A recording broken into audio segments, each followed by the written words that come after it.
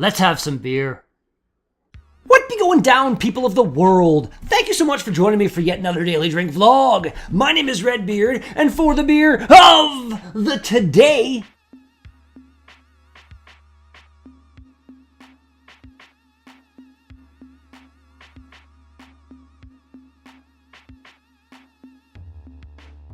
we've got a can of Slingshot California Common by the Radical Road Brewing Company.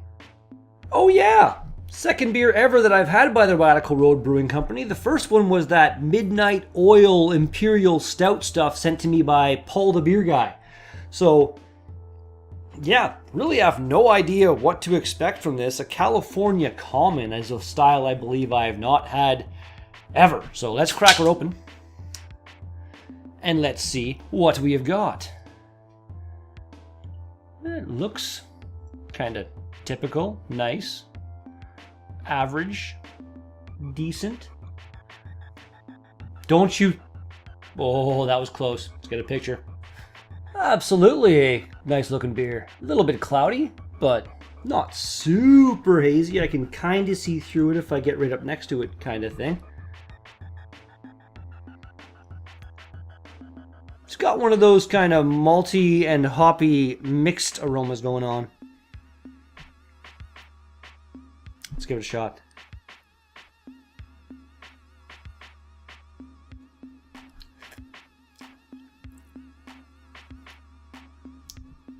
That's kind of nice. There's like a muted, really nice kind of malty flavor, and then it kind of finishes off with a little bit of, just a little bit of bitterness in there. That's pretty good. Let's do this. Cheers, everybody.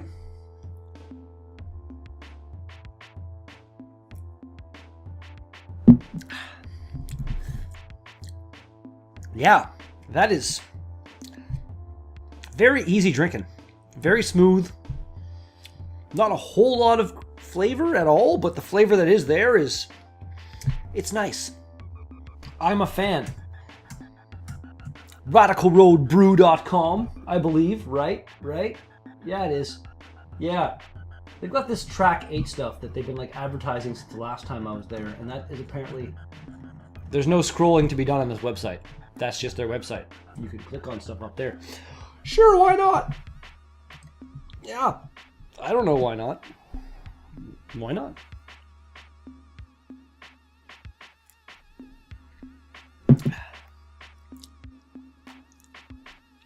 It's just nice.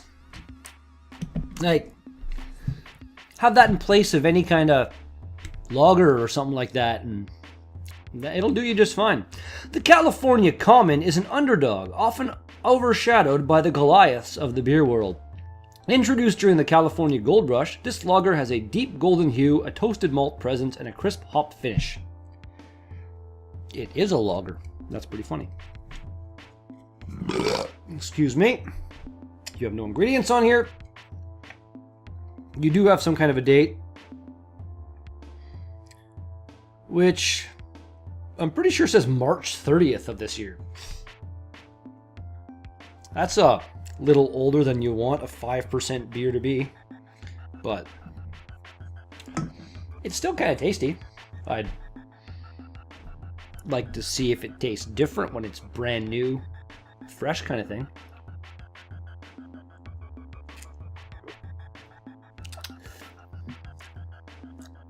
It's like March, April, May, June, pretty much July now. I want to say, yeah, I'm recording this on July 30th. That's pretty funny. So, there you go. But, for a beer of that ABV that has aged this much, it's almost shockingly tasty.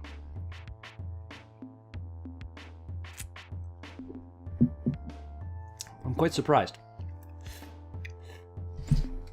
Untapped rating for this beer, 3.43 out of 5 overall, 35 IBUs apparently. I can believe that. 1,858 ratings. Nice beer, smooth beer. A little on the malty side. It says it has a toasted malt presence. Like, are you a moron? And there's nothing wrong with a beer being on the malty side. You're just a fool. Fool, I say.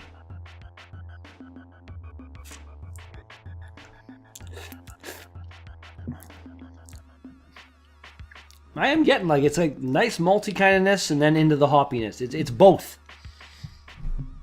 It does have that middle of the road kind of thing going on. I have no idea whatsoever what the name refers to. Like, I guess it's got something to do with the Goliaths of the beer world. And that looks like a picture of David swinging his sling thing, maybe.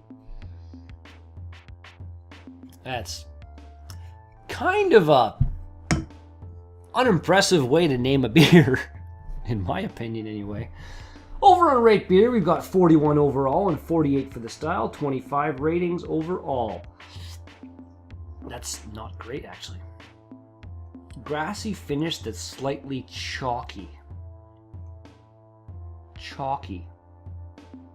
How do you get chalky flavors out of a beer? Some people are just weird. Oh.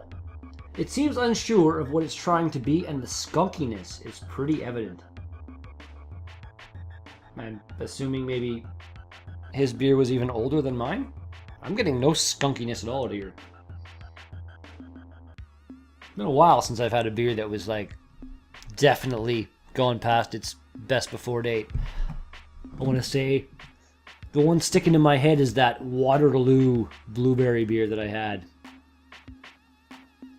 Almost makes me want to throw up thinking about that. That had some aging kind of issues, I think. Excuse me. There we go. That's been sitting there for like 5 minutes, pissing me off. It happens. Sometimes. Some guy here over on Rate Beer. It's a perfectly quaffable pint. It's such a weird word. Quaff. Beer Advocate. 84 overall. Over 17 ratings. Overall, it's a great lager in my eyes, although I'm rarely a fan, as I usually find them cloying. Give it a go. Sure.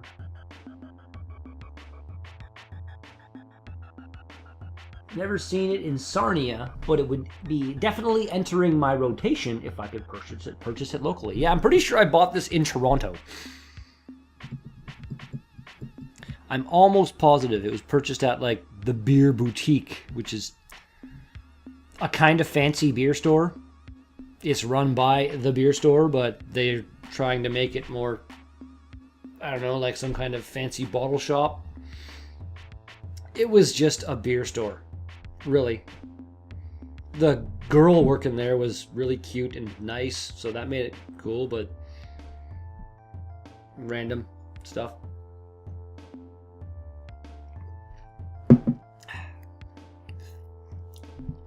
It is a perfectly quaffable pint. This is a nice example of the style. Perhaps a bit too sweet for my liking, but still worth a try. Really? With the cat hair? Been there the whole time, probably? Nice. Nice. Fairly good common. Enjoyable treat and worth the price. It's like $3, so there's nothing really.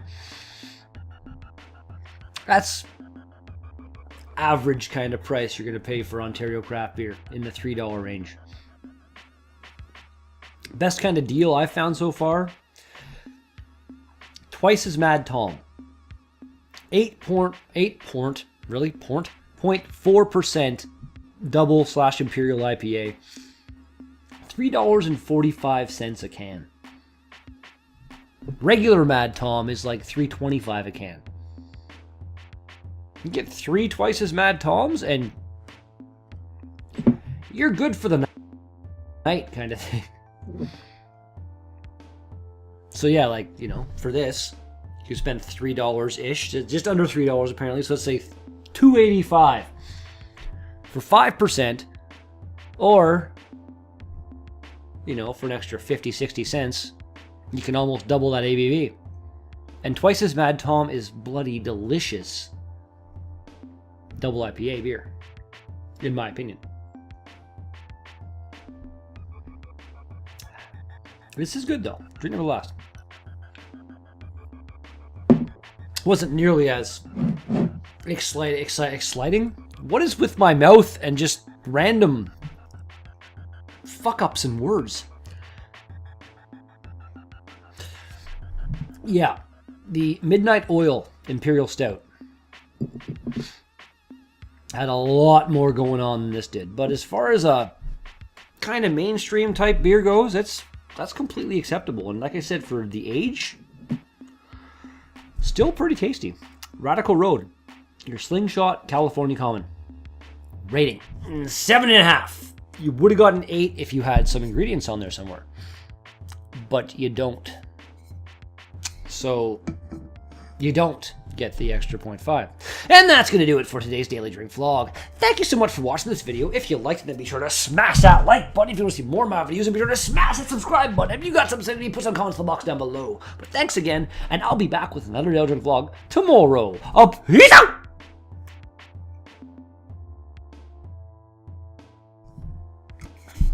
Didn't notice that before. Apparently this is fuel for a revolution. Sure.